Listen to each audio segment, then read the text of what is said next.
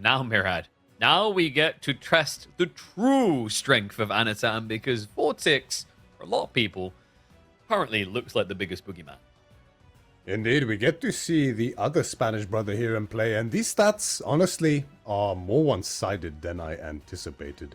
It's worth noting, of course, that Anotand, he was a climber, right? He started way outside of the top 32, and then moved to the top 32, top 16, and, in the last 2 years especially, he solidified himself very cozily in the top 8, now easily pushing top 4 in pretty much every tournament, with at worst a top 6 performance. So these results, because of that, are just a little bit skewed. In the past, you can see, well, I was about to say more recently it was closer, and it was to an extent, right?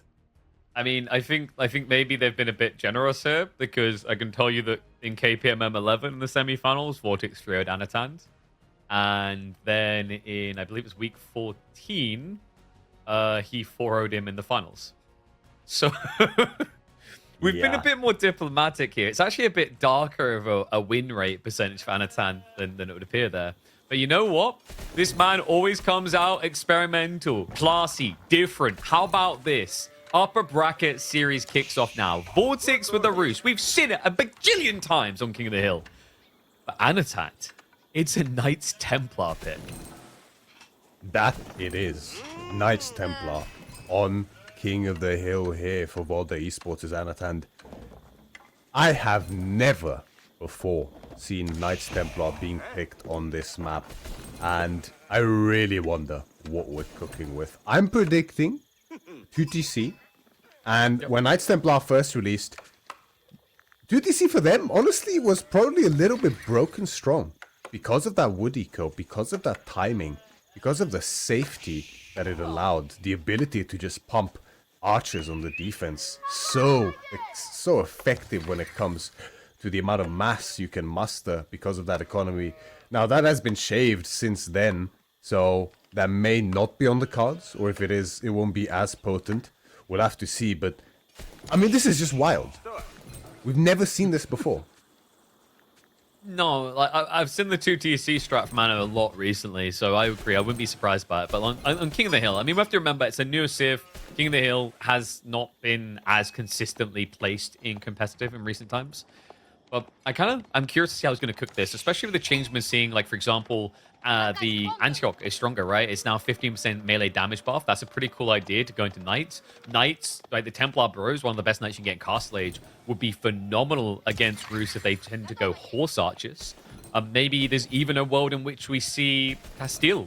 Castile is actually a genius idea in King of the Hill, because you can win solely based on a Sacred Site, which means you'd have a permanent buff for any fights going on.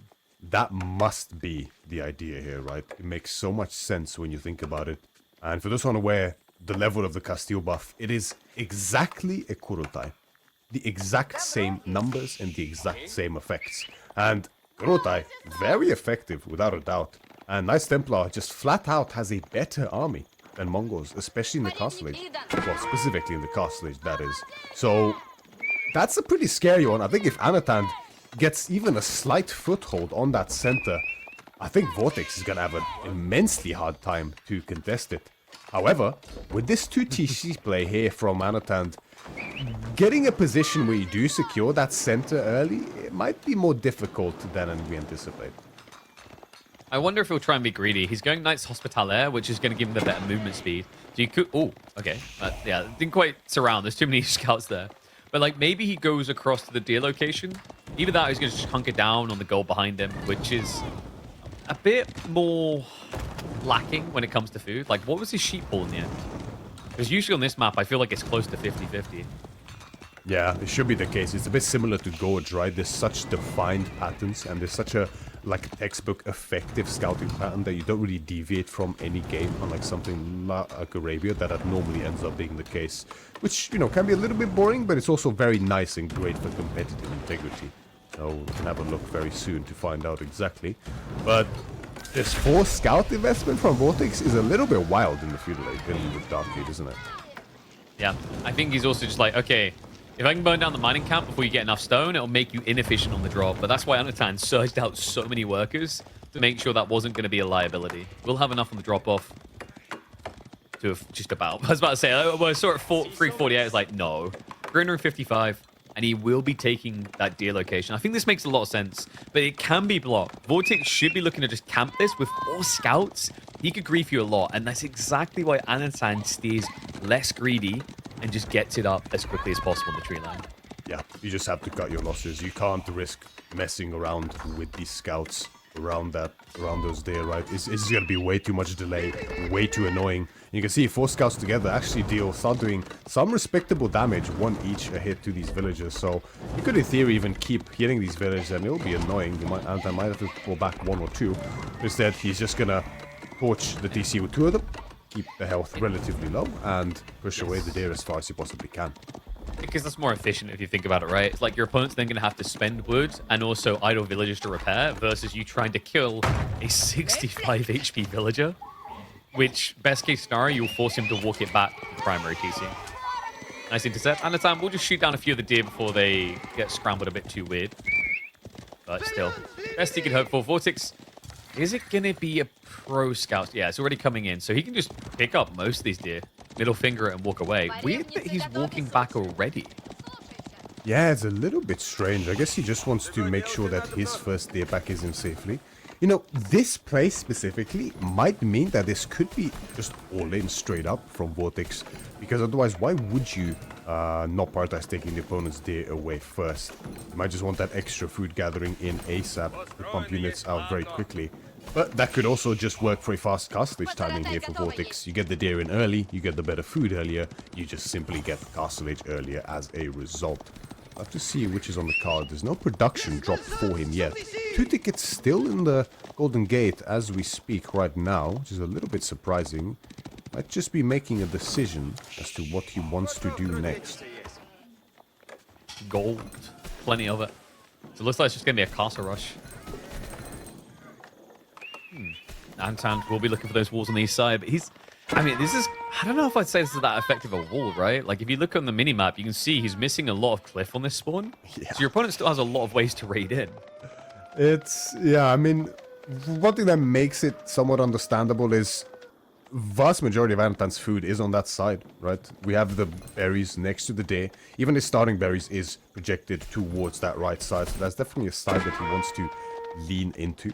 We often talk about that, especially when playing economic plays like this with the 2TC, is you don't want to spread yourself too thin because that's how you can start really bleeding villagers. And if you can condense yourself as much as possible to where the map is most resource heavy in your favor, that is how you can often make this work. The fact he's pilgriming on a map that has no flexibility to where you can go. I'm a little bit surprised actually this early on that he'd be going for that. But I guess the thought process is like, if it's fast castle, you should get at least 2 pilgrims in for free without any harassment. Yeah, exactly. He must have seen this as well, right? He must have seen that there's no production at all here from VortiX, so there's really nothing actually stopping these pilgrims from going through. Even 2, it depends a bit on the gold, but I think on this map, when it comes to 3, that is when you officially make a profit on your investment. Maybe even 2 might be enough, but I don't think the distance is quite at that 130. Maybe close to 100. We'll have to see when the next building comes out to find out fully. 10 on the high trade house, in the juiciest of spots, of course, here in the corner.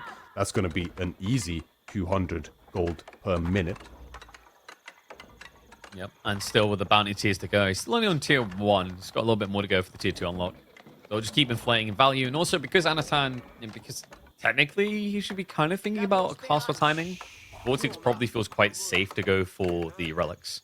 We can see Anotand actually adding in archers plus spears. So we're actually looking to just gallop in his opponent's face, which is pretty ballsy here. It really, really is. I mean, if he can get enough of a military mass here to just contain VortiX's initial pump, enough to buy himself the time for that castlage, which will come in for him so very quickly as the Knights Templar, then if he goes for the Castile, then even an age down, he can actually sit in the center and contest something like men-at-arms, or horse archers for this matter. The horse archers detail is very interesting here from VortiX, especially having fallen out of favor somewhat recently, after the Pro Scouts nerf, of course, and horse archer nerf in and of itself, because there's already so many archers on the field from Anotand, and VortiX must be aware of this, surely. And technically it plays into your opponent's strength, right? Archer production is great for Knights Templar because they munch wood so fast, and this is a map that will... I don't think I've ever witnessed a King of the Hill game where it ran out of wood. Let's just put it like that. I've seen a lot of maps reach that point, but never King of the Hill. So it's somebody who happily just keep pumping non-stop. In fairness, you know, in some ways, horse archers, they're a little bit better at trading in mass against archers than they were previously due to the better attack speed. But in small scale, it almost feels like you've been crippled compared to where you were before. Yeah, we've had Highview running out of wood before King of the Hill. Didn't think we'd see that one, yeah. We all remember that game, of course. Don't. I'm gonna pull alcohol out in a second if you bring those memories up. Oh, I can just think of Paul Wham casting it that time. No, that was just funny. I remember going through a whole daily routine and the game was still going on. I think my experience with Highview is... I think the last one I done was Avali versus someone, Japan versus China. I was like, oh man, I haven't seen this map in so long, this will be fun. 3 hours and 20 minutes in. Why did I choose this? And how can I make sure no one ever does again? It's quite wild indeed. Just like VortiX actually going directly for this sacred site is a bit wild. I'm not sure how he expects to secure that one. I guess he wanted to see if he can block just a little bit and be annoying. At least to recall the military towards the center, control the movement. That could definitely be an idea here for him. Second warrior monk on the field, even a third one in queue at this point in time for him. And it's just still horse archers for now, but now we have the further infrastructure. One stable up already, 2 more to go. So it's going to be classic roost play. Saint's Blessing could be big here. Just get one little touch, oomph up your armor, but you got to get your horse archers closer is the problem. Yep. I think Anotand read that correctly. Like, you don't want to send the spearmen in because horse archers will kite. And all that does is it gives the warrior monks the buff to project on all the archers. So he just kept the spears away. Understanding that aura can kind of be a game changer against a unit that only has 5 damage. Look at this for Anotand though. Heavy stone gathering underway. And we know exactly what this means, KP. Knights Templar have access to the fortress even in the feudal age, and that's just a full-fledged keep. If he drops that keep in the center, really, I mean, VortiX will need so much time to actually deal with it. I mean, he'd need trebs. He could run past it, sure, but that'll be at a very, very heavy cost. And that's definitely going to secure the castlage here from Anotand. This is a cook, KP. I'll tell you, this is a Michelin star chef is what it is. And what is it with the devs, actually, now that I think about it, in recent times? They seem to love adding civs this year that build castles in the feudal age. Anotand, now with the Age 2 fortress to be rushed up, but VortiX, he may have chosen the perfect time to intercept this. It's only a small dabble of spearmen, and he's got Castle Age Knights pumping, Undermesh on the way, and the fortress is going to take a bit of time here. Needs 40 seconds clean. Knights jump in. Spearmen are already gone. Saint's Blessing to activate. He groups up for it. There's the extra damage and the armor. Could he actually just dive past this? Is it worth it? I don't think he's actually that worried. I mean, as long as he keeps 5 horse archers alive, he can clear this easy peasy. Goes straight for it. Scares him off of it. Anotand's timing just not there. VortiX read straight through it. The idea was so good, but VortiX, probably one of the most effective timing plays in the game today as we know it, is undoubtedly going to smell this play. And so he does, and shuts it down immediately. Suddenly, Anotand's entire advantage, potential advantage at least, is just gone. As the fortress is now just dead weight. Even the stone, he can't get the full refund for it any longer. Sure, this will distract VortiX for a little bit. He wants to keep an eye on it, especially with the blueprint there. It might be a sign that for VortiX that Anotand may want to sneak out and do some villages on it to get it up. But, I mean, how are you going to sneak past such a military presence here from VortiX? And now Anotand had to reinvest. The Castile is going to come in through. Kingdom of Castile has the age up, but is he even gonna get near enough that sacred site to actually use that? That's my fault. Yeah, like, I mean, Michelin just called. They actually have got his restaurant up for review. He might not be getting to keep that star. Like, this is the problem. The Kingdom of Castile only has that passive effect if you're in range of the sacred site. VortiX, he'll know that too well. It's not just Anotand that does this build. VortiX has been experimenting with Kingdom of Castile too. So he should be aware of its variability, its volatility. Tech up completes. VortiX just keeps on pumping knights. Anotand is going to need a lot more spearmen. A lot more spearmen, a lot more resources, a lot more eco. He needs so much to withstand this incoming push from VortiX. War's coming up just to buy some more time till he can get his upgrades and get the units necessary. And out of all units available to pick from, he goes for the Genitor. Makes sense against Horse Archers. The problem is the Knights. Like, the Knights is the bigger thing he's going to have to answer here. Sacred Sight just got locked in by VortiX. I love the Wooden Fortress defense. We saw this in the BC Luciphon series. Incredibly powerful when you just vomit out a bunch of Springland placements. Springland placements that will, without bias, eliminate every single type of unit that Knights Templar are currently queuing up.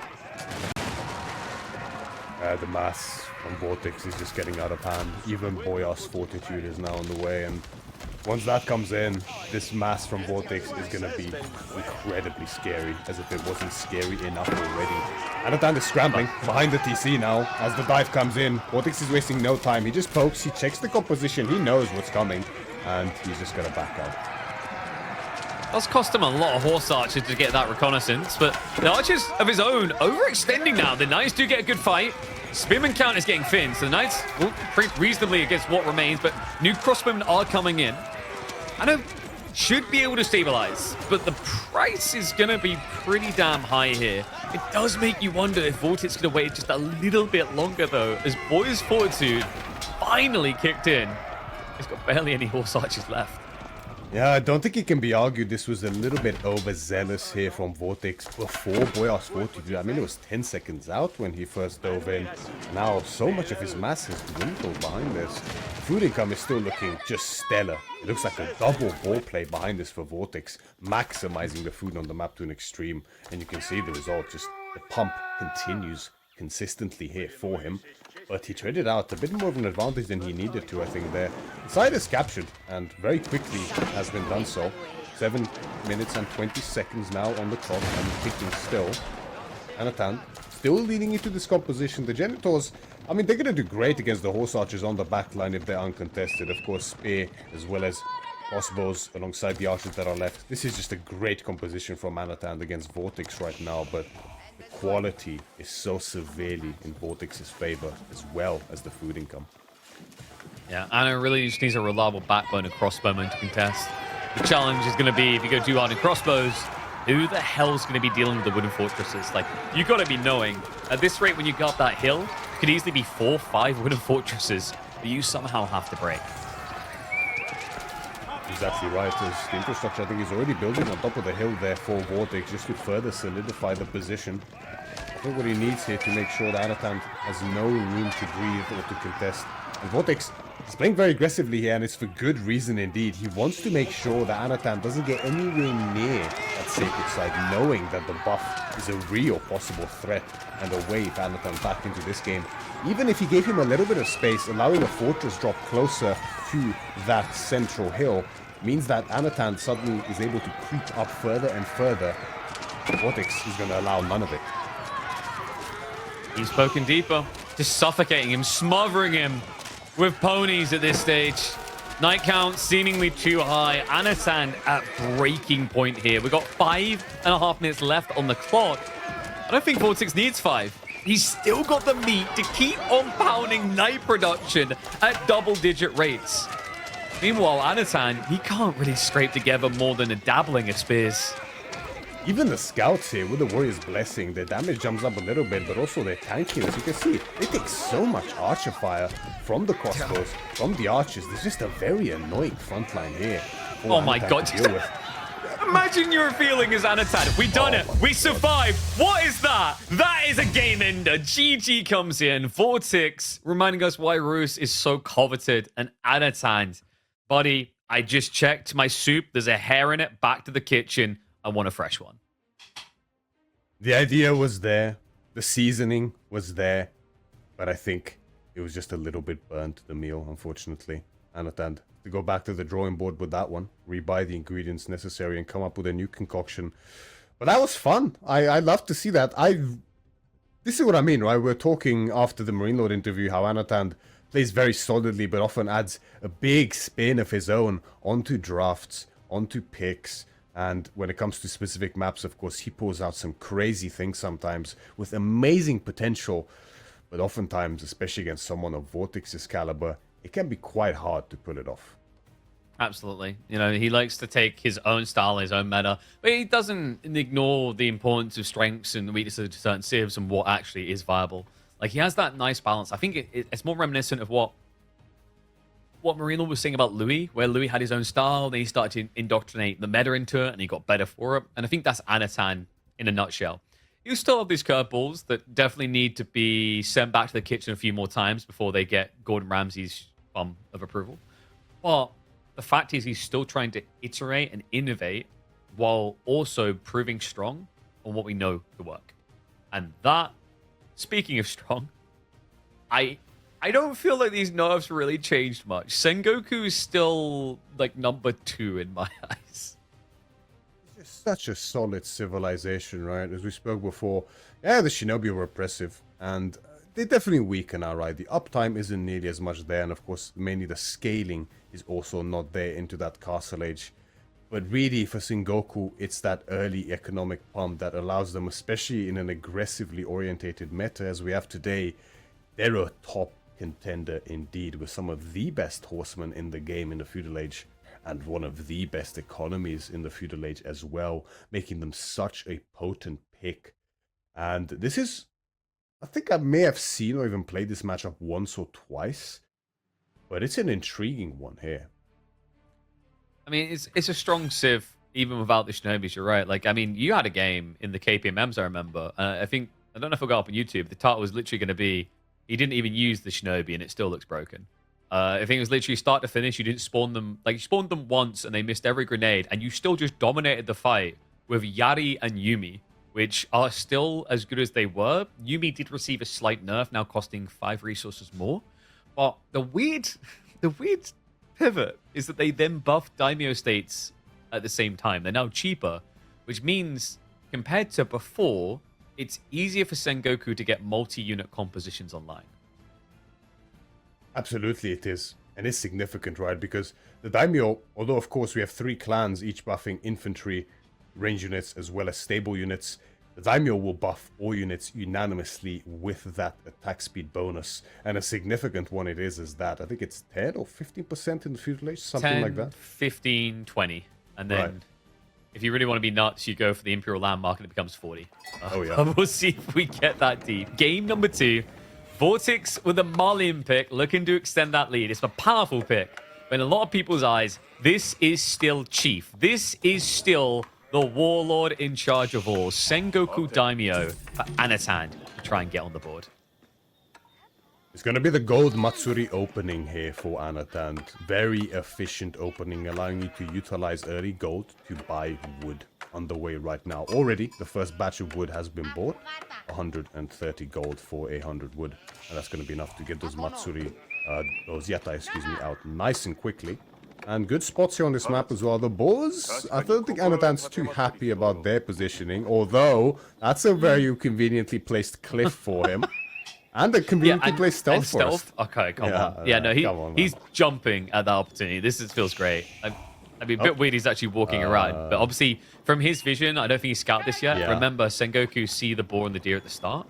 Oh, no, he did. Okay. I was like, oh, excuse me. I'll just sit here. It would be dishonorable to hide on the high ground, okay? Like, this man is of samurai legacy. Right? He would not do something as dishonorable as hiding in the hills. Yeah, I guess the populace might be a bit too lazy to climb up the hill just for a little bit of hot dogs on top of the cliff, of course. It's not going to be the case here. You know, VortiX on the Marlians, quite a, you know, the opening here for Marlians by now is down to a T for everyone. It's going to be the 6 houses on around the pit mine. No Dark Age here for Anotand Sengoku, right? That's one thing I was wondering. It's not really something they ever do. But because Marlians, you often feel incentivized to do it, right? So I was wondering whether that's going to be on the cards. Not today for Anotand Sengoku. It's just going to be the triple Yatai, it looks like, for him. I was even thinking about Tawara there for a second, but does cancel it. I think that's a little bit greedy. You want to start getting some presence, being able to produce units, right? Like, if you go to Tawara as well, you're probably going to be overflowing on food by quite a bit. Which isn't necessarily bad. Like, Yari Cavalry could be pretty nice, but you like to have a bit of flexibility. Like, I'm looking for the matchup where we finally see the Spearmen, actually. We've yet to see it out of Sengoku, but in theory, it could be a pretty powerful feudal spear civ. It very well could, right? I mean, it's one of those things similar to how Japan, if they play for feudal age against something like a French or a JD, right? Going into that spearman horseman composition, it makes a lot of sense. But in a lot of other matchups, they just have the better cavalry because of the Yari. So there's often little reason to actually prioritize the spearman. Now in this case, however, we do have Sofa for the Malians, of course, and Sofa against Yari. Well, I haven't really seen that much before, so it's going to be interesting to see how they fare up against each other, because Sofa is very likely on the cards here for VortiX. It's very similar to Sofa Ghazi. Like, the numbers add up pretty similarly. The difference is, like, you know, you have lower base, but you have better attack speed. I'd say it's okay, but I wouldn't trust it on just itself. You'd want something assisting. Might just be the Coker is good enough if he has great ninja placement, but with the nerfs to the ninjas, you can't as easily just get away with the insanity that we were seeing just a week ago. Yeah, exactly right. Most likely the upgrade from the second Takeda clan daimyo for the Yari, the additional +2 damage for a total of 4 against cavalry, that would probably be enough to actually turn it in the Yari's favor completely, but the price is so expensive. Yeah, it's a massive investment.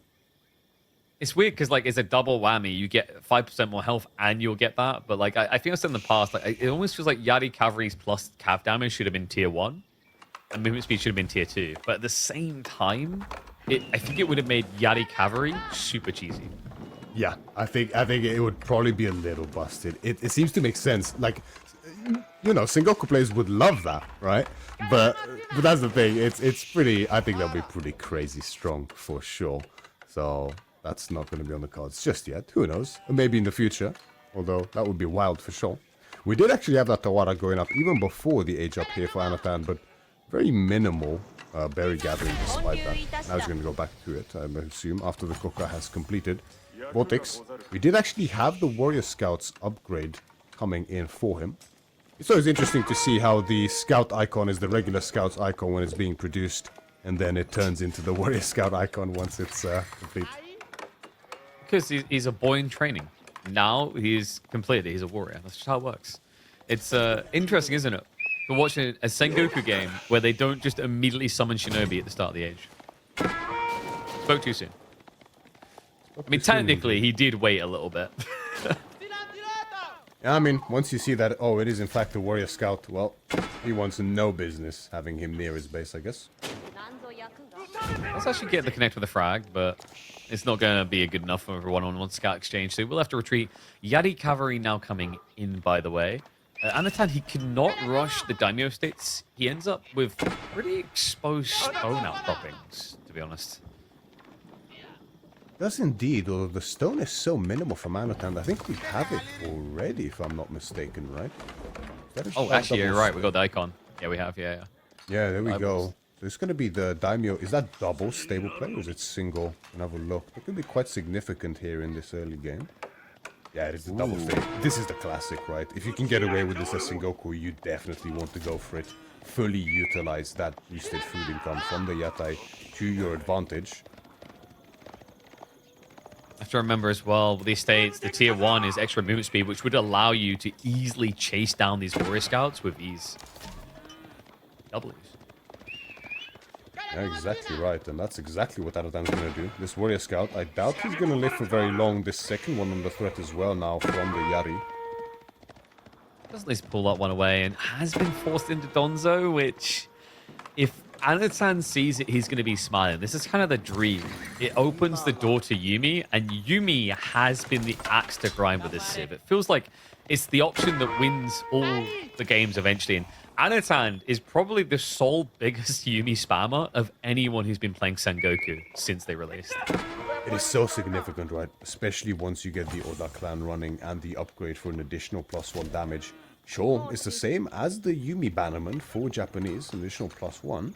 But at the same time, you get the attack speed as well as the extra health. So they in fact turn out to be way, way better than the Japanese Yumi. Yeah, it's also like, you know, at this stage in the game, like when you'd have double estates, Japan wouldn't have multiple bannermen, so they'd have to choose their buff. Whereas you, like mentioned earlier, you get the daimyo, but then on top of that, because you get that bannerman effect kind of lit in, it feels more viable, more feasible for Sengoku to have an efficiently buffed army of 2 types in Feudal. But with that being said, no interest in that dance at all, Romeo. It is going to be a castle rush out of Anotand. No doubt we're going to be seeing the somehow completely unnerved brewery coming in. Always feels a little bit greedy for Sengoku to go for this kind of timing, specifically because of the existence of Yatai. It presents such an incentive to fight in this feudal age to protect them. That's a nice thing about Lipony. We see there's quite a bit of close food here for Anotand, so we can see as Feudal does right now. He can skirt this line. Shinobi is going to help as well on the defense. By now, VortiX must be smelling what is happening. Like you mentioned, the Sake Brewery. What a landmark that is. I mean, let's just put it this way. He's teching at 8 minutes. That's ideal FC time for a monastery landmark, right? We see it from Shushi, for example, historically. He could have done that. He could have got Ikuiki straight away, cheaper. It shows you just how much better this landmark is, that even with not being many so far on the map, he chose the greed in his base instead of the relic timing that's usually so key. Exactly. The constant gold income underneath the boosted Matsuri is just too good to pass up, especially in this kind of a position. And Anotand's just going to take full advantage of it. Even if he gets pushed off with gold, he can still afford a good number once you get up to this 10-15% gathering rate on the Matsuri. And of course, that gold just never runs out. Foodlani has something that never runs out as well. Food. He's not too far away from the point where it just feels like a good timing. Matsuri obviously only 15%. It's going to take a while to get the extra hot dog stands in there, just courtesy of the fact he's not getting maximum food stuck in his base like this. I wonder how far VortiX is likely to take this. Like, with the first mounted samurai coming, and the fact that the shinobi still buff damage received by 40%, I can't imagine you want to fight this. You really don't, especially as a dive. Now with the Spring Order placement coming up on the outpost near the Matsuri as well, it just feels so difficult to dive into here. And Sofas, I mean, they're just not as potent as Knights when it comes to dive. Not only in terms of stats, but these guys don't heal either. So going for a dive to deny the gold here just isn't really feasible for VortiX in this position for so many reasons. They're just going to keep consolidating the cows up to 20 now. So he's been doing a fantastic job of adding them, and is not too far away from the castle age himself. But this timing is looking a little scary. Yeah. I mean, by the time you're ready to attack, there's going to be, what, probably 8 mounted samurai in the fields, and half of those at least should be able to reach your base. And are we seeing Anno even try for the relics, I wonder? Like, I feel like it's actually better for him to not go for them currently. Yeah, exactly. Otherwise, it would hurt your timing so much. Ideally, you want to start building that Fulani, and then you can start reinvesting into the Donzo. Oh, he used the Shinobi defensively. So dive into the enemy base, but he won't have the grenades to make life easy for the Mounted Samurai. Idle Slammer Chief in the tree line. The foundations have been placed. He will be committing. He's got enough Donzos here to make Anotand think twice about hard committing. It will just be a drive-by. Yeah, and the fantastic distraction from VortiX behind us as well, keeping the additional Mounted Samurai in Anotand's base. But this is a big problem for VortiX. The Donzo, they were split in two, and that allows the Mounted Samurai to just clean up 4 of them at little to no cost, only exchanging 1 Mounted Samurai for it, as well as the remaining Yari. Feels pretty expensive for Anotand then, right? He took, like, what, kind of an evening exchange there, but you're edged up in terms of, like, tech advantage. So I think VortiX can be somewhat content with that, especially considering that Anotand slowed his timing. We do finally have Iko-Iki monks on the way, but he waited quite a bit. And now we're getting to the threat point with Sofa. You know, 20 seconds out from veterancy being triggered, 50 seconds from it being complete. And then imported armors after that. I mean, that's where you can really start to pose a threat as Mali. Yes, the timing here, right, for Anotand was the priority. It's hard to get out these Mounted Samurai at the same time as you complete Iko-Iki. Or you really wanted to find some damage first before prioritizing those relics, but now realizes it's going to be a bit harder than he initially thought. Finds the second pit mine here, very nice defensive position for VortiX. Of course, there will be no villagers here just yet at this point in time. Veterancy upgrades, plenty of them coming in here for VortiX. On the Donzos, on the Sofa, imported armor as well. Bloomery coming up as well, just for that little bit of extra damage. can make all the difference in these cases. Anotand hitting from multiple sides, but VortiX is ready for it. Now, pin mine's actually really nice. Because the house placement, it scouts out any rotation through by the Mad Samurai every time, which means you don't end up ever faltering on positioning. You just want to guard south side. Then again, the distraction over here has allowed Anotand to sneak in under said tree line. VortiX, he didn't pull the spears back across quick enough. Does manage to scrape himself a Mad Samurai kill. Anotand notching a second villager elimination on the board. He struggled to find any more though.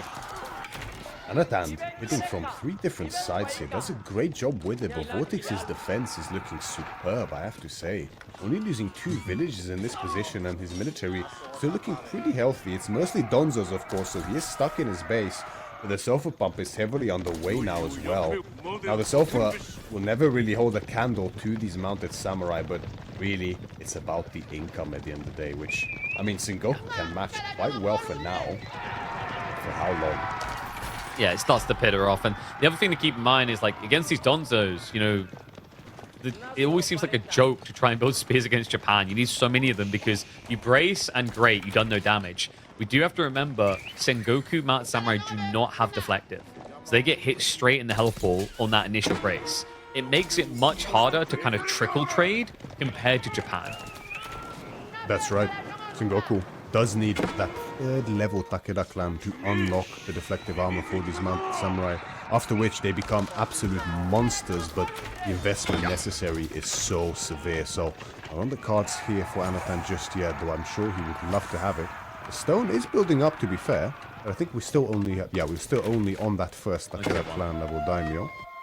Yeah, and level 2 is not really a game changer here. Like, I'd be more expecting of Oda to be established here for Yumi. I guess like +1 when you're already castle's not as big of a deal.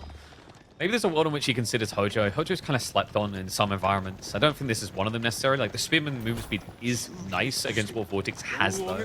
Technically, like, spears in mass blocks all of what Mali's doing right now. The problem is Anno's food. Like, you're trying to ego chow. It's like being a country with the GDP of one city trying to ego chow America. It doesn't make sense. You don't have the economy to keep up with that. Ninjas.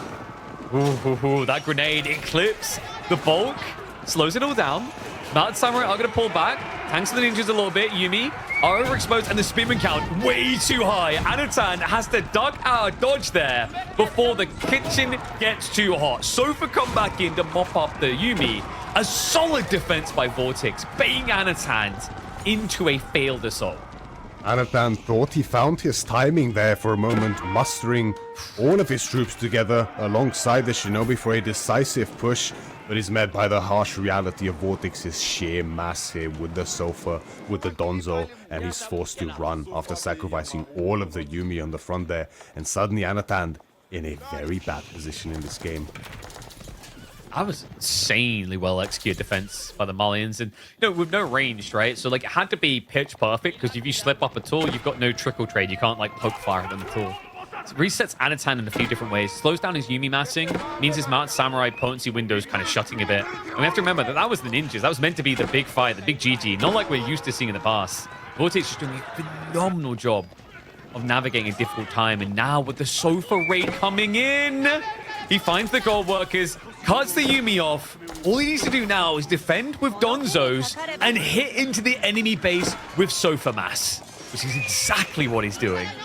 VortiX knows exactly where to hit Anotand as it hurts the most, and that is the gold income at this point in time after that initial mine had run out. Ikoiki Monk is going to use the relic. Wololo coming in defensively here is going to push away the Sofa, but it's only in a different direction as now the Sake Brewery is under threat. More villages going down. The raids are fully underway here from VortiX. 8 villages killed by now, and now takes a firm economic lead. Anotand struggling to find any entrance. It's just so difficult, you know.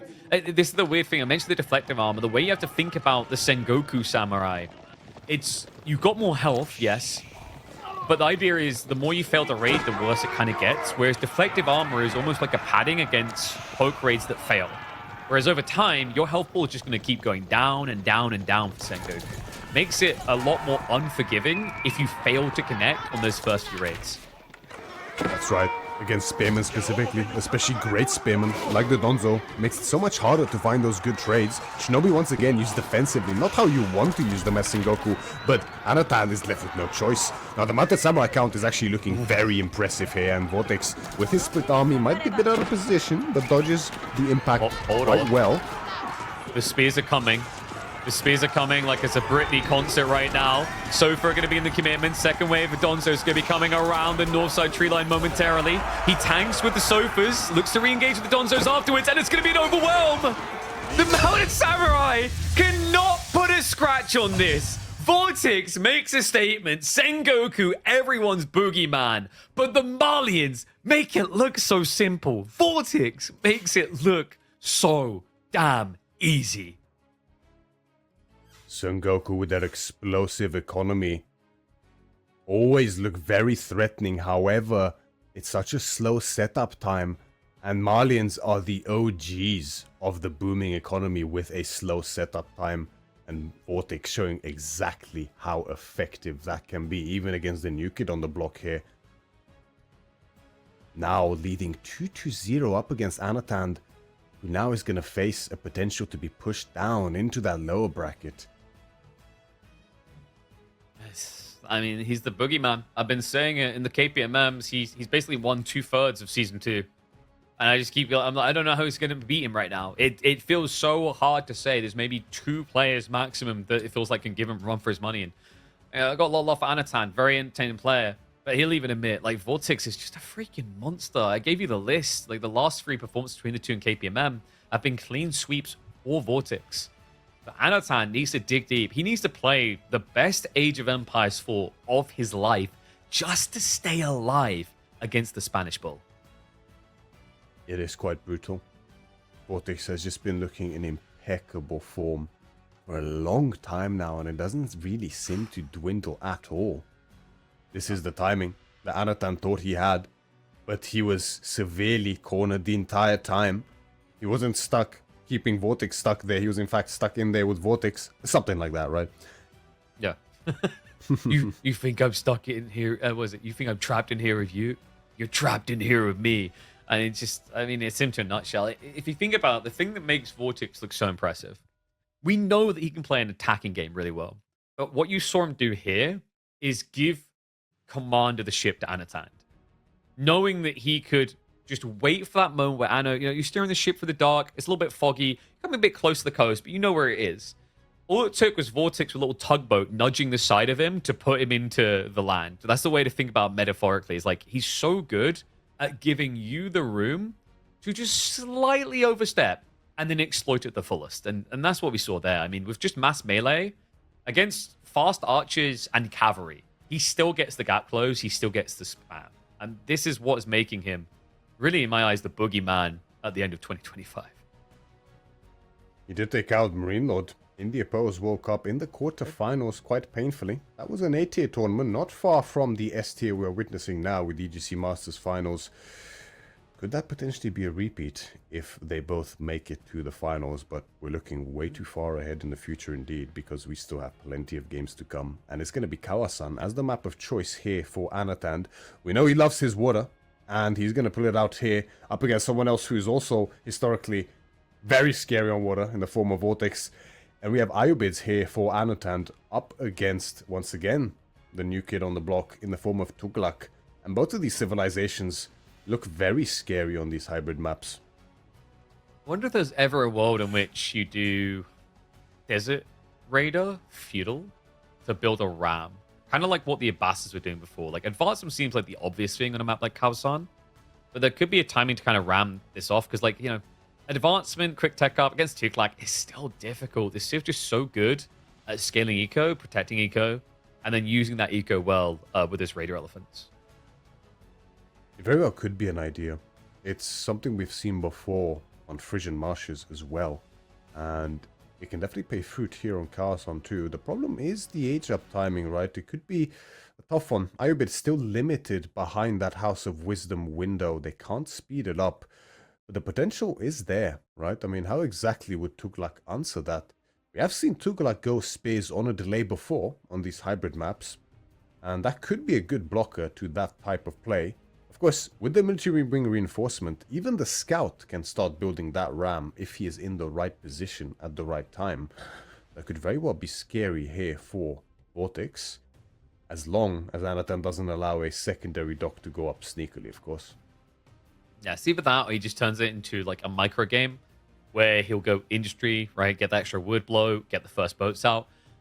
Sounds whack to say that, like, yeah, let's just make it an ego chal against one of the best water players in the game. But if you remember, in I think it was the last tournament or the one before that of the EGC ones, there was an insane water game between VortiX and Anotand. That it got to the point where there's like 15, 20 demo ships back and forth on each side, and Anotand was actually outplaying VortiX on the micro there. So, you know, don't be shocked if you see this guy trying to engage in all kinds of nefarious boat activity. I distinctly remember Anotand saying, I think it was in the last EGC or another tournament prior, that he's scared of absolutely no one on water. Oh, yeah, true. And he's here to show it today. He's going to have the chance to prove and live up to those fighting words. Let's get into it. Let's see if he can do it. Game number 3. To stop us from continuing a trend of Frios, Anotand takes to the Kawasans with Iobits, but VortiX with the Elephanto Funtimers, 2-clack Dynasty to try and make it a clean Frio that would send a statement. Dock opening here for VortiX, quite standard for the Tuglak dynasty. Anotand, on the other hand, has a bit more flexibility available to him when it comes to this opening. Seems like there's no move out just yet. It's just going to be what looks to be advancement, actually. We have the House of Wisdom up. There is no mining camp being put. No mill either on the berry, so this must be a pull with the gold one. Yeah, he already has it, actually. The 30 gold necessary for the advancement.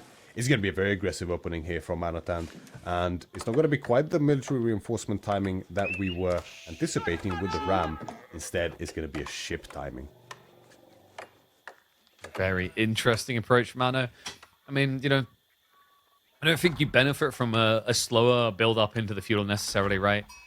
Like, we talked about the idea of maybe getting Desert Raiders. It's a different way of dressing the 2-clack threat, just taking out the docks directly. Instead, he's going to just directly contest this. You know, realistically, VortiX shouldn't be able to get enough fishing boats to be a true threat to an archer ship timing here. Because we have to remember, over time, 2-clack will scale the fishing boat count, and those fishing boats do fight back. Indeed they do, and Anotand did a great job here of getting this dock up ASAP, understanding the threat of those fishing ships potentially denying his dock altogether. So he made sure that cannot happen in this game. VortiX understands now what's going on. He scouts it completely. He sees the dock. He sees the base. He sees the advancement. So straight away, a re-macro onto the gold. No further fishing ships in production for him, besides what he already has in terms of wood. Worker Elephant moving out with the villagers. Even 2 ships there that he could look to capture with the elephant still. Why do they capture sheep? I don't know, KP. I do not know. I've theorized as to why. There's no good answer. Do they think they're safer with an animal several times their size? An animal that could accidentally step on them and turn them into like real proper kebab meat? Because you know like how that kebab meat is like just a bunch of meat that's been squished down layer after layer. Yeah. I don't know why they feel safe. I would not feel safe personally. And for balancing reason, they shouldn't feel safe. I'm surprised that actually didn't get removed, to be honest with you. I like how they sort of, you know, they just removed the fact that they can get captured out of vision, but not the fact that they can be captured, which, yeah, it's a bit strange, isn't it? We'll have to see how that plays out in the future, I guess. Yeah, I would have thought the change would have been that they can be shepherded to, and you could have, like, sheep follow them, but they can't capture sheep. Then you have some cool strategies where, like, you could optimize rotations where your scout would pass the sheep over, for example, and then you keep running, and then the elephant takes them home, which I think is cool and not completely wild. But Dome of Faith coming in as expected here. Archer ship already out, and Anotand has already set up on the second bay as well. This is a very beautifully executed build here from Anotand, the classic. The galley to completely deny the fishing, already one step ahead, thinking of the possibility of that secondary water play from VortiX on the southern pond, and is going to already have his dock building and ready to go to match that in case it does happen. Which hasn't yet now for VortiX, who's obviously struggling eco-wise, having pulled onto the age up so much later. That's some difficult decisions to make here, right? Do we play on this northern pond where we have already invested into the fishing, despite the fact that there's already a galley in play? Or do we look to go onto the secondary pond directly? It's a tough one, and what makes it especially difficult is you don't know exactly where Anotand's investing. We know there's a galley on this northern pond, but we don't know if the additional naval ship will be produced on that pond as well, or whether there's already another galley on that secondary pond to deny VortiX's own dock. Difficult position to play. Now, that's an intriguing approach. VortiX just walked across the map to set up an archery range in the center near the berries. What on earth are we looking at here? Is he just straight up sending it onto land? I think we're seeing VortiX taking a page out of his brother's book right now. He says, well, if I can't have fishing, you can't have a game. He's just going to go all out. The first Healer Elephant in queue. Again, no eco upgrades whatsoever. Normally we see those eco upgrades come in before the elephant. That's not going to be the case here. And beautiful positioning as well. VortiX, just out of range. However, but we did see, of course, that initially the archery range was placed in vision of that dock, and then he replaced it. So, Anotand, if he was paying attention, he would have definitely seen that. Obviously, the scout is in position now too. But I don't think he did. Look at the way he's walking, the scout. Like, why wouldn't you just check in on what the production buildings are otherwise? That's true. Must have missed it. Oh my god. Yeah, because like the thing is, VortiX, his scout walked across, and then that's why he fixed the archery range. Like, oh crap, I see me. So double archery range going still unnoticed here. This could be damning for Anotand. This could be a very painful way to get hit. Exactly how VortiX's brother Lucifron hit him the exact same way. He gets the bad news on the gold. The first archer hits. And he invested so much into water as well, KP. With the Springboard ship and the demo, he fully thought VortiX would contest. VortiX just doesn't care. Double range. Healer Elephant is making his way. The second one is now in queue. Horseman is up and in queue now by Anotand. He has to get off the gold. He realizes that that's going to probably be another villager going down, maybe? I think so. Can get that. Yeah, the double hit. Yep. Oh, God, that's so painful. That's vicious. And, you know, this is where the scout's going to see it's like, wait, what the fuck? How, when did you, why? It's just an entire proxy base. This is such a classic VortiX. I'm getting flashbacks to good old Roost days where they used to build them around the boar. Indeed. A blast of the past, indeed. Not only in terms of strategy, but just to hurt Anotand the same way his brother had hurt him. Reignite that potential PTSD here in this upper bracket now. VortiX now has the Spearman follow up behind this alongside the Archers and the Healer Elephant. And Anotand, the turnaround time here is very scary. He just doesn't really have anything except these two horsemen. The wall gets blocked as well. The timing from VortiX, this is brutal. He could come from both sides. It would be risky now because there are horsemen in play, but you've got double heal elephants. Like, realistically, you could split it. Instead, he's going to keep the archers a little bit reserved. Let's get the scout out that Spearmen are coming. His own scout barely getting away from the heal elephant, actually, and the siege begins. You have to remember, these heal elephants, they may have got nerfed on the healing, their health, but their damage is still the same. 15 base and another 15 when attacking buildings. Yeah, this back and forth on the wood line is exactly the position you hate to be in here as Anotand. Especially when you consider Anotand has already eaten the straggler trees. Yep. So he doesn't actually have any backup wood to work with. And he may have all the food in the world, but you will require wood to build horsemen. That you will. And even if you have so much food, if you don't have a market, you can't even, well, as I said that he has a market, you can't even leverage it effectively. You can sell food for gold, sure, that's fine, but what are you going to make with gold here? And then you have to buy wood with gold. There's just so many avenues, and the rate becomes horrendous for you here as Anotand, just always dealing at a net loss. Horseman, nice intercept. We'll find some of the archers hugging the tree line. He's got more spearmen coming. It's going to get more and more difficult to achieve what he just done there. Gotta be careful about going after the heal elephant specifically. Just feels like wasted HP. You have to remember, for VortiX, trickle trades, in for the HP. Anotand every health point is a limited resource on these ponies. Exactly right. There's no dervishes here for Anotand. It was all about that timing with the advancement, so he can't afford to take any bad trades in this position, especially at such a significant military deficit. Anotand is just going full ham with these horsemen. It's nothing but horsemen here from Anotand. If he finds some good raids, that could potentially be worth it. I mean, last time he was in this position, he had the Sipahi to lean on, but that's not the case here. Come on. But they've been nerfed. Look, they don't have as much health anymore. It's only 400. 400. Wow. They don't feel tanky still. Oh boy. I'm getting a sinking feeling fast. I mean, Anotand has 17 on food. He can't do anything with that food. Like, he needs to rush wood. He just crept. Okay, he just crept out. He's rushing back out again. Because VortiX did just steal left. So apparently this is now how he has to play the game. Just teensy tiny chomps of wood whenever there's a bit of breathing room. Yeah, he wasted absolutely no time. He just sees the healer elephant and the spear move away for a little bit. He absolutely pounces on those walls and on their wood line. Desperately so, but that's what you have to do. So, well done there to recognize his window for Anotand. That's going to give him the respite he needs, but it's not like he's out of the woods just yet. You can see the angle of these walls. There's not much wood line here to work with, really. And even with the wood that he has access to, he has to keep constant vigil over these workers to make sure they don't expose themselves. Ooh, good catch though here on the elephant. Yeah, very nicely caught here. No, the heel elephant, the heel elephant, the heel elephant. Wait, he moves him away. Wait, what?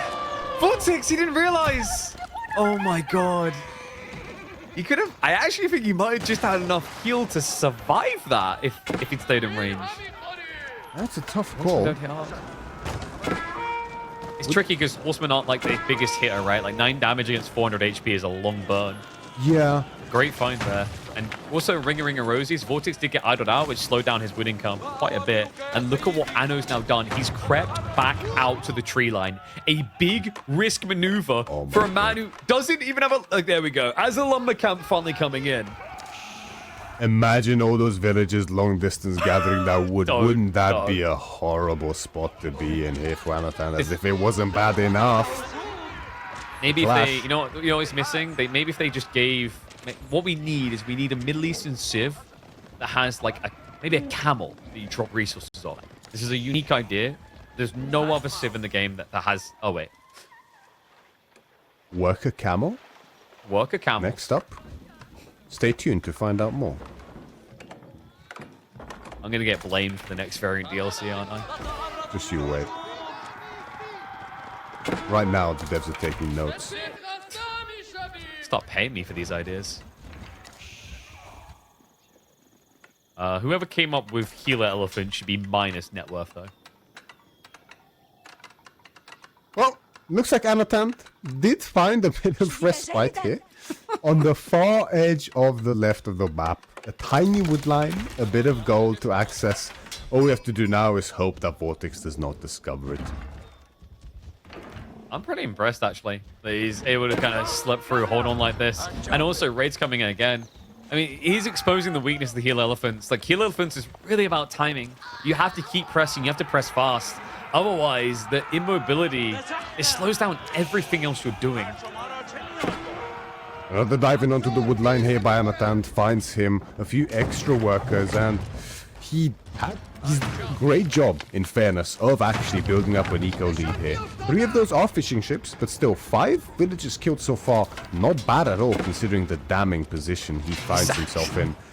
I like this is just a full send. Sick. It's like you can't wait because of what I just highlighted. Like, you're not favored if you drag this now. So he goes for the killing blow. It's a classic VortiX, but against Horseman, could prove difficult. And VortiX understands the fact that Anotand has found wood access now, and the problem with VortiX's army is that it is immobile. So what does he do? He leans into the fact that it's immobile and uses it to his advantage. He forces the rams to make sure that any wood Anotand gets is actually spent on repairing the very landmark he needs to even stay in this game in the first place. This is so difficult, man. It's the Healer Elephants. The Healer Elephants just get in the way of what you're trying to target. And then you just get whittled down over time. Look at the repair crew. This is ridiculous right now. Anotand desperately trying to keep the House of Wisdom alive. But just like the acronym, you've got to ask, how? How do you do this? You have to dive through a choke point, essentially, to achieve it. 5 rams to delete landmark number 1. Anotand on his last leg in the upper bracket. And VortiX looking to make it a clean shot execute and a boot him into the river. Dive comes through. Horsemen, they do get on top of some of the rams. The spearmen are going to move across to try to intercept. There's a knock on the main door. The villagers of the shiv's out. They're stuck down to deal with the archers just so the horsemen can get rid of the rams. This is a disaster. The DC is going to give some good respite here for Anotand, however. Of course, way more difficult to dive than the extremities of the House of Wisdom. So now, as a result, a lot of VortiX's numbers fall quite rapidly here. There's very few spearmen left. They're forced to trickle through from the front of the base, taking heavy damage. But of course, Anotand is still in dire straits. He hasn't done it. He can't break them. The villagers, they can try. Maybe for a haul of the torches. But even if you get rid of the rams, what about the 3 healer elephants that have their snouts rubbed up against your front door? And we know that once that undermesh is in and the critical number of healer elephants is there, which is, well, frankly, 2 of them, then he can just sit here forever. And so he does. He can just keep healing. And all this idle time, all this damage is only growing in severity here for Anotand. There's very little left for him. I thought we nerfed this. I thought we fixed this. Not when it's VortiX in control of it. Oh my god. I know, the idle time alone feels like an absolute killer. And look at the second wave. He found the tree line on the flank. He's got a decent bulk of spearmen and archers to just roll this back and do it again.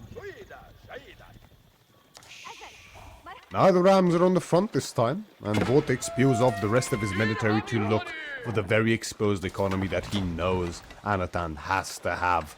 War coming up to try to buy him some time, but the timing is impeccable yet again from VortiX, discovering them, and suddenly they're on the run, tucking tail and running.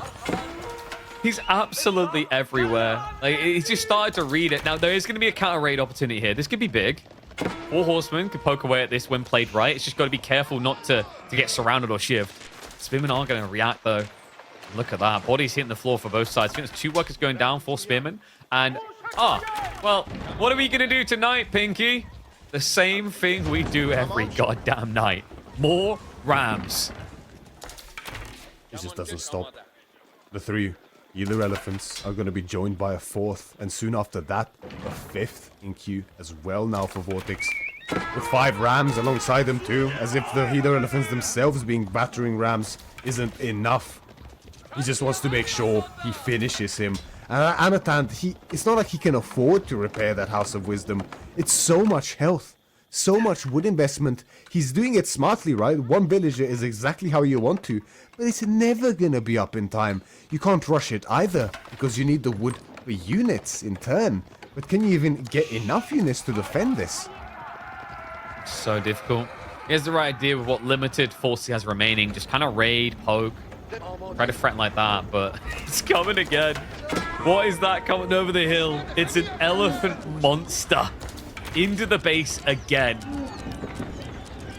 Can we just talk about how Anotand has 3 markets?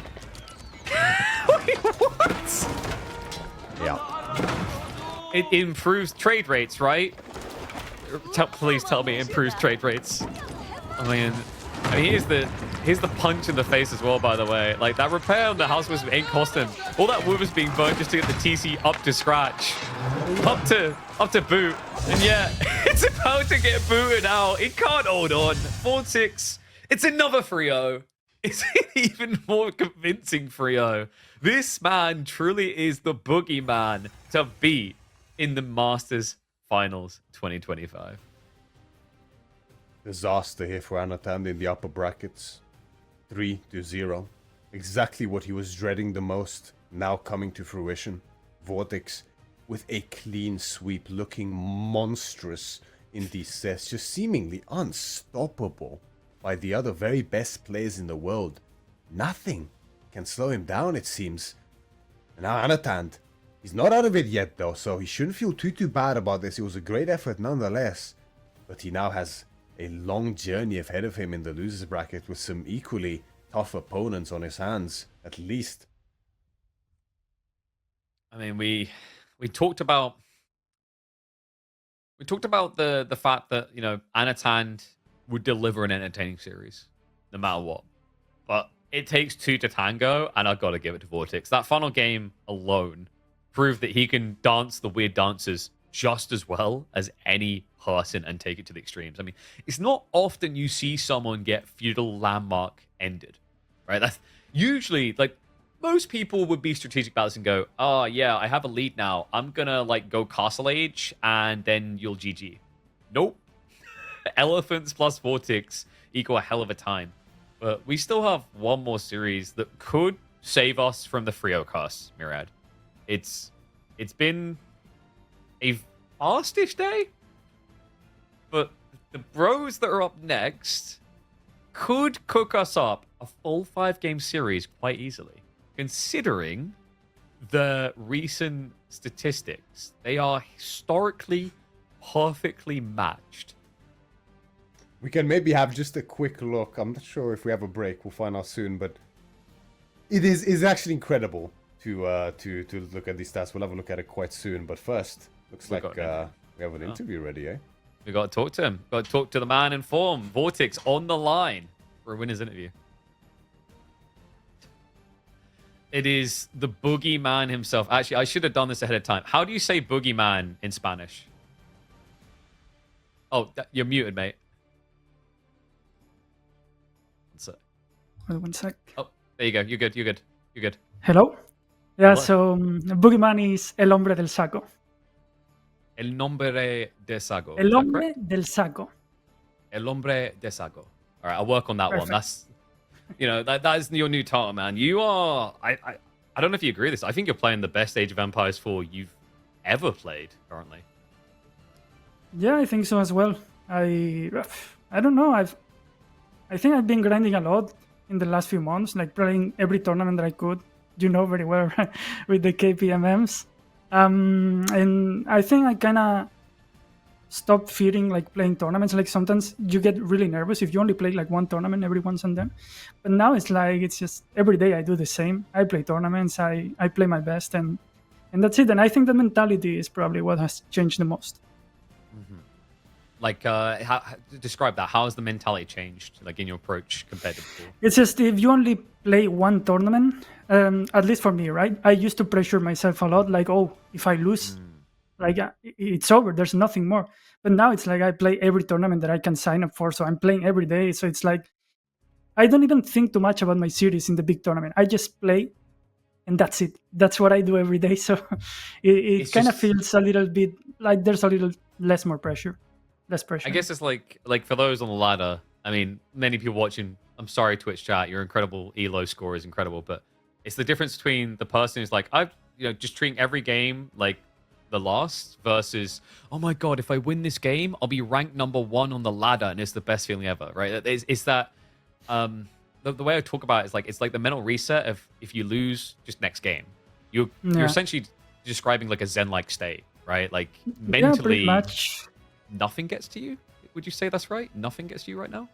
I think that's the correct thing to say. I think it's not that I don't care, but it's just I guess I don't have that fear of losing anymore. I just play, I do what I do, and that's it. And it's paying off, man. I gotta say, like this series, I was saying to Myriad, you know, Anotand gets a lot of credit for being very entertaining to play against, but it takes two to tango. Like, did you feel that? Like when you go against Anotand, you get to play more unhinged? It's kind of weird. Like when I was playing him like a few months ago, it was always super scary because he was so unpredictable. But in the last matches, I think I've gone like 20-0 against him. So it's like whenever I go against him now, I just feel super confident, and I think that shows in games. And maybe he has like a mental barrier against me or something, because 20-0 is something that shouldn't happen on like top level. But yeah, he's always a big threat. I mean, super unpredictable. I mean, KT in King of the Hill, 2 TCs. what's the Spanish unit called? Whatever. Right? Genitors. Yeah. Oh yeah, the janitors. He's doing really weird stuff, so it's always scary. But then again, I think the way he plays is really good against me. Like I think he's trying to play like aggro against an aggro player, and I think I'm always ahead in that scenario.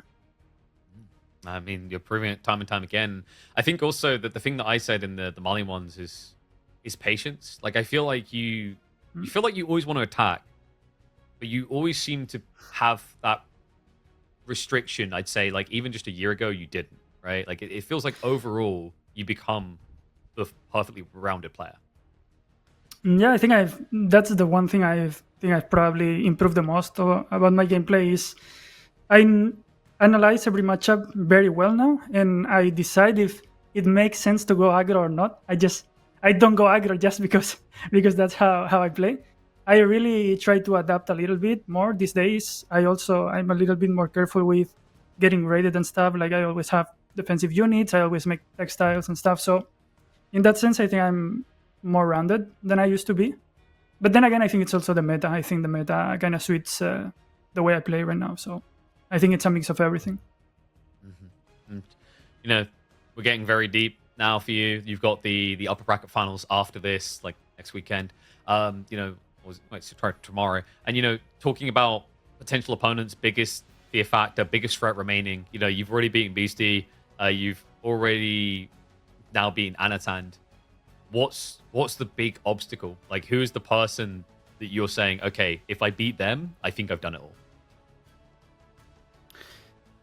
I think Woman Puppy. I think right now, I mean Marinlord, obviously. I'm not even gonna mention him because everyone knows that whenever you play against him, it's really rough.